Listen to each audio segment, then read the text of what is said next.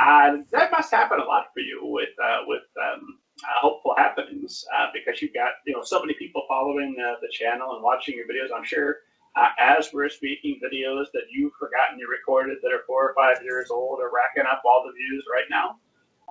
People must reach out to you on a regular basis. That must make you feel wonderful to know that you are a trusted voice in the author community and that people feel that they can turn to you for advice. It is kind of nice. I feel a little bit more legit, like not like I'm like I'm just writing stories in my spare time. Like I do feel like if I'm going to spend so much of my life researching and practicing and writing and publishing, then I want other people to be able to benefit from it if they can by watching. So yeah, it's kind of nice to be a little expert in at least a tiny portion of writing. I mean, I wouldn't call myself like an expert, but if I know a little more than someone else, then I can be that voice of knowledge and advice and help them out. When you're putting together a video like how to make a mock-up picture book or anything advice related, you had a wonderful video about plotting your novel. How do you become an expert? Where do you gather your information that you're able to present it expertly? I go through a bunch of different places. I'll read books. I actually have 2 with me right now. So Save the Cat Writes a Novel is one.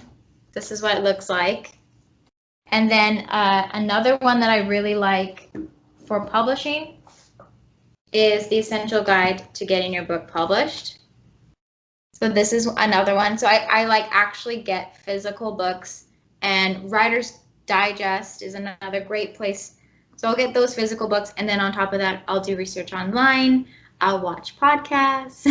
I'll listen to because there's publishing companies and agencies out there doing articles, blogs, videos, and they teach you things. So I can pull all of that information in, just like as if I was writing an essay, and come up with a little YouTube video and make it fun and give that information back.